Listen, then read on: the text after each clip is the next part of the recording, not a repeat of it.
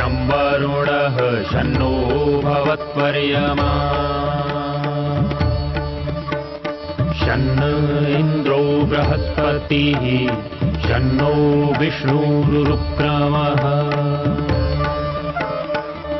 ॐ शान्ति शान्ति शान्तिः।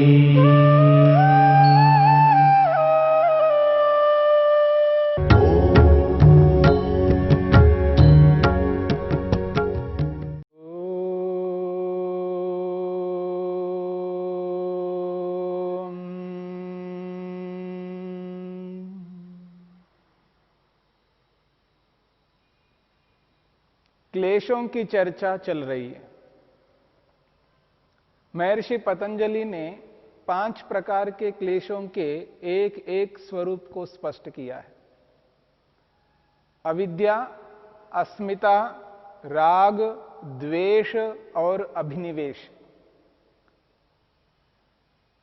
अविद्या की परिभाषा करते हुए स्पष्ट किया है, अनित्य को नित्य समझना, अशुद्ध को शुद्ध समझना, दुख को सुख समझना और जड़ को चेतन समझना, यह अविद्या है। आत्मा को और मन को अलग अलग इन 2 पदार्थों को एक समझना, जड़ चेतन को एक मानना, यह अस्मिता नामक क्लेश है। सुखानुशयी रागः, ये तीसरा क्लेश है। जो सुख के अनुसरण करने वाला क्लेश है, सुख के पीछे पीछे जो चलने वाला क्लेश है। जब व्यक्ति सुख का अनुभव करता है, उस सुख की स्मृति उत्पन्न कर लेता है और उसकी स्मृति से पुनः दोबारा उस सुख को प्राप्त करने के लिए उसके मन में एक आकांक्षा उत्पन्न होती है, एक इच्छा उत्पन्न होती है, एक लालसा उत्पन्न होती है। उस लालसा को, उस तृष्णा को, उस इच्छा को यहां पर राग शब्द से स्पष्ट किया है। सुखानुशयी रागः, सुख के पीछे पीछे चलने वाला जो क्लेश है, उसका नाम राग है। जब संसार में व्यक्ति किसी भी वस्तु से सुख लेता है, रूप वाली हो, रस वाली हो, गंध वाली हो, स्पर्श वाली हो, शब्द वाली हो, रूप रस गंध स्पर्श शब्द से युक्त जो कोई भी वस्तु है, उन वस्तुओं से व्यक्ति सुख लेता है और सुख लेते समय उसके मन के अंदर एक छाप सी पड़ती है, एक ऐसा मुद्रण अंकित होता है जैसे कैमरा से किसी का चित्र हम लेते हैं। ठीक इसी प्रकार उस सुख का चित्र मन के अंदर पड़ जाता है।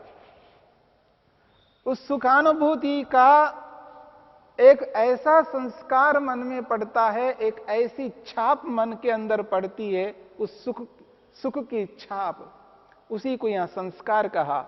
और कालांतर में जब वो जो सुख की जो छाप है, वो जो संस्कार है, वो उभर जाता है और उस संस्कार से प्रेरित होकर के उसके मन में एक लालसा उत्पन्न होती है। उस सुख को प्राप्त करने की जो तृष्णा मन के अंदर होती है, जो राग जिसको कहा गया है, लोभ जिसको कहा गया है, यही है सुखानुशयी रागः।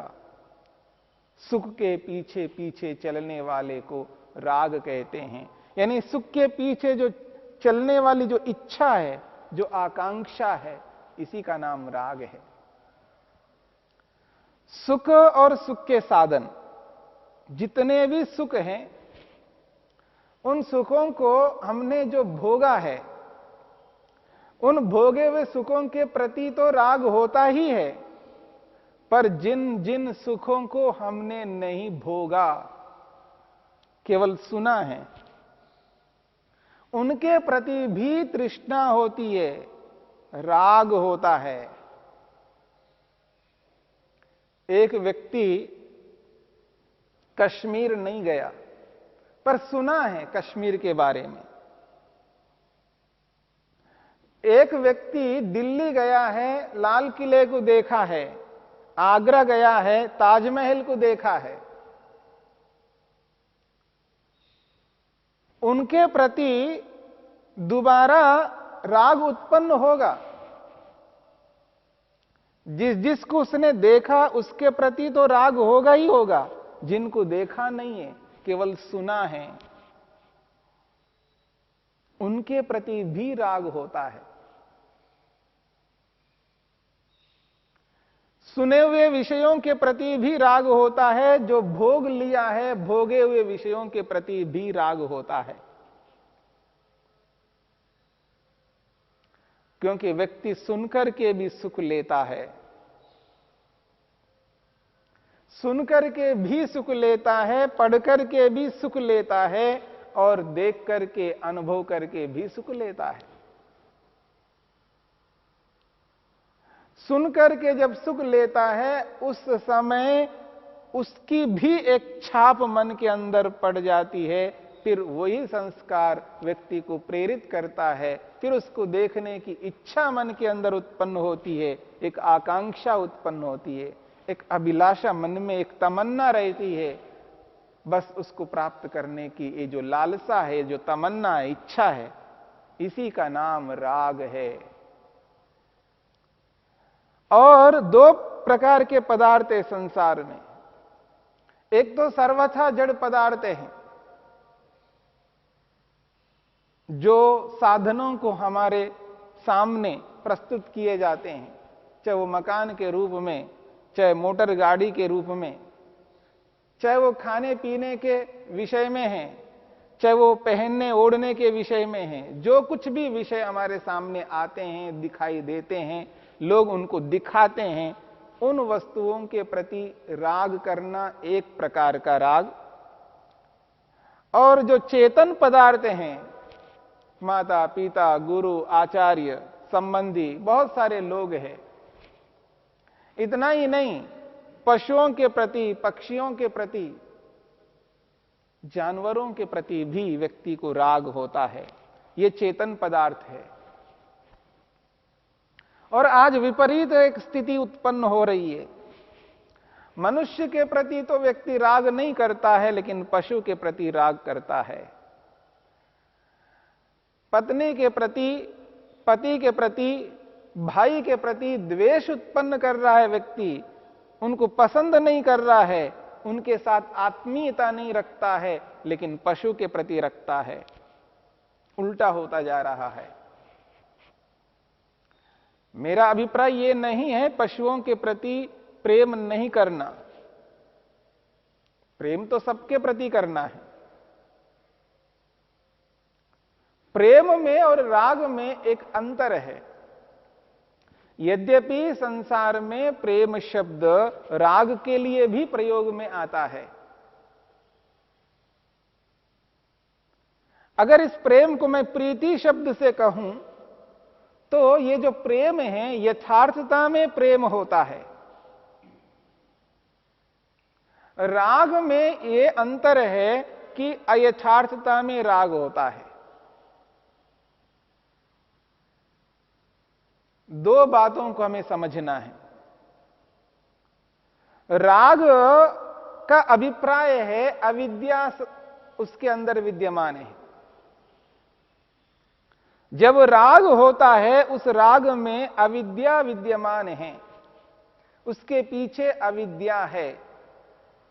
अविद्या से युक्त होकर के व्यक्ति राग करता है।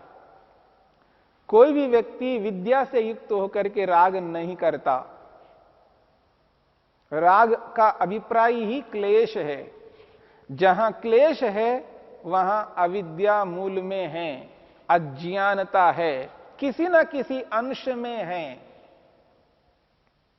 और जो प्रेम होता है उसमें विद्या है। राग में और प्रेम में अंतर यह है, जब व्यक्ति जिसमें राग से युक्त होता है उसकी हानि होने पर, उसमें कमी आने पर दुख होता है, कष्ट होता है, पीड़ा होती है। और प्रेम जब होता है, उस प्रेम में उस सामने वाली वस्तु में यदि कोई कमी हो गई, कोई हानि हुई है, तो उसको दुख कष्ट नहीं होता है। हां, प्रेम और राग को पर्यायवाची शब्द दोनों का एक अर्थ मान करके कोई प्रेम करता हो तो उसमें अवश्य दुख होगा। योगी, योगाभ्यासी, समाधिस्थ व्यक्ति सबसे प्रेम करता है, पर उसके अंदर राग नहीं होता है। वहां प्रेम राग अर्थ में नहीं है, वो विद्या से युक्त होकर के सबसे प्रेम करता है, सबकी उन्नति में अपनी उन्नति समझता है। ऐसे प्रेम में अविद्या नहीं होती है।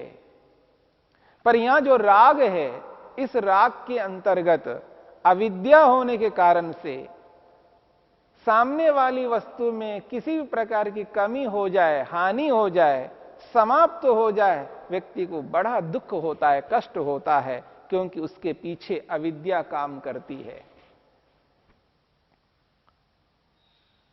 जैसे मां को पुत्र के प्रति राग होता है, पुत्र को मां के प्रति राग होता है, एक दूसरे के प्रति राग होता ही है। जब पुत्र के शरीर में कोई हानि हो जाए तो मां को दुख होता है, कष्ट होता है। पुत्र के शरीर में कमी ना हो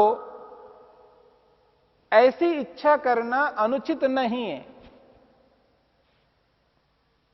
पर ऐसी इच्छा करना कि इस शरीर में किसी भी प्रकार की कोई कमी ना आए, कमी तो आनी है, हरास तो होना ही है, न्यूनता का वहां आना आवश्यक है। क्यों? शरीर तो उत्पन्न हुआ है, उत्पन्न पदार्थ में हानि होगी, कमी होगी, हरास होगा। ये बोध रखते हुए जब ये इच्छा करें कि इस शरीर में वर्तमान में किसी प्रकार की ऐसी कोई हानि ना हो, उसके लिए मेहनत, उद्यम, पुरुषार्थ करना है, फिर भी हो जाए तो होना ही था, होगा ही है, क्योंकि वो शरीर है, उत्पन्न हुआ है, तो उसमें किसी ना किसी स्थिति में कभी ना कभी हानि होगी। ये भाव रखते हुए अगर प्रेम करते हैं पुत्र में, तो वो हानिकारक नहीं है। ऐसा करने पर यदि उस पुत्र के शरीर में किसी प्रकार की हानि होती है तो दुख नहीं होगा, क्योंकि पहले से पता है कि इस शरीर में हानि होगी, कमी आएगी, रोग आएगा, विकार उत्पन्न होंगे। जब यह बोध व्यक्ति को रहता है, उस स्थिति में व्यक्ति को दुख नहीं होता। इसका यह भी अर्थ नहीं है कि हानि तो होनी ही है इसलिए परवाह ना करें, देखभाल ना करें, उसकी रक्षा सुरक्षा ना करें, सावधानियां ना बरते। सावधानियां बरतते हुए, देखभाल करते हुए, पूरी सुरक्षा करते हुए ही हमको मन के अंदर ये भी भाव रखना है, ये सब करने के उपरांत भी उस शरीर में कमी होगी। उस स्थिति में व्यक्ति को दुख नहीं होता। उदाहरण, ये वस्त्र है। ये जो वस्त्र है, इस वस्त्र के विषय में ये ज्ञान है कि इसमें कमी होगी, पुराना होगा ये वस्त्र, इस वस्त्र में न्यूनता आएगी, ये वस्त्र फटेगा। जब ये बोध व्यक्ति को रहता है, तो जब ये पुराना हो जाता है तो व्यक्ति को दुख नहीं होता है, कष्ट नहीं होता है, पीड़ा नहीं होती है। जब ये फट जाता है तो नया ले लेता है। वस्त्र के विषय में यथार्थता है तो उस स्थिति में इस वस्त्र में राग नहीं है, लेकिन शरीर के विषय में राग है, क्योंकि शरीर के विषय में यथार्थता नहीं है। यदि है तो वो शब्दों के रूप में है। शब्दों के रूप में जो यथार्थता है उसको व्यवहारिक रूप बदल देना, व्यवहारिक में उसको लाना है। जो शब्दों में ज्ञान है, शब्दों में बोध है, उसको व्यवहार में उतारना है, व्यवहारिक ज्ञान बना देना है, तब जाकर के शरीर के प्रति भी हमें राग नहीं होगा। जिस किसी भी वस्तु के प्रति राग नहीं होगा, राग से बचना है तो यथार्थता को सामने लाना है।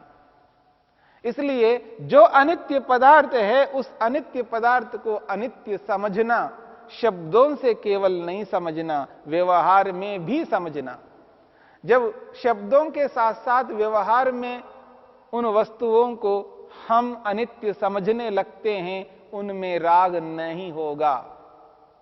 इसलिए जब मन के अंदर व्यक्ति ये भाव ला करके उन पदार्थों के साथ जुड़ता है, उन पदार्थों का प्रयोग करता है, उन पदार्थों को देता है, लेता है, उनमें जब ह्रास हो जाता है या किसी प्रकार से उस वस्तु की हानि हो जाती है, वो वस्तु समाप्त हो जाती है, तो व्यक्ति को दुख कभी नहीं हो सकता। तो ये जो दुखानुशयी राग, दुख के पीछे पीछे चलने वाला जो क्लेश है, दुख के पीछे पीछे चलने वाली जो इच्छा है, जो अभिलाषा है, जो कामना है, जो तृष्णा है, जो लोभ है, इसी लोभ को, इसी तृष्णा को, इसी कामना को यहां पर राग शब्द से स्पष्ट किया गया है। यह राग जब तक रहेगा तब तक व्यक्ति दुख से बच नहीं सकता। जहां राग है वहां दुख है, और जहां दुख है वहां व्यक्ति को द्वेष भी है। इसलिए राग और द्वेष, इन दोनों स्थितियों को समझना है। हमने अविद्या के स्वरूप को जानने का प्रयास किया है, अस्मिता के स्वरूप को जानने का प्रयास किया है, और राग के स्वरूप को भी जान रहे हैं कि राग किस किस प्रकार से व्यक्ति के मन में विद्यमान रहता है। इस राग की व्यापकता को जब व्यक्ति समझ लेता है, जान लेता है, तो उसको बोध होता है मुझ में बहुत राग है, अत्यंत राग है, इस राग से ऊपर उभरना है, तभी मेरा कल्याण होगा।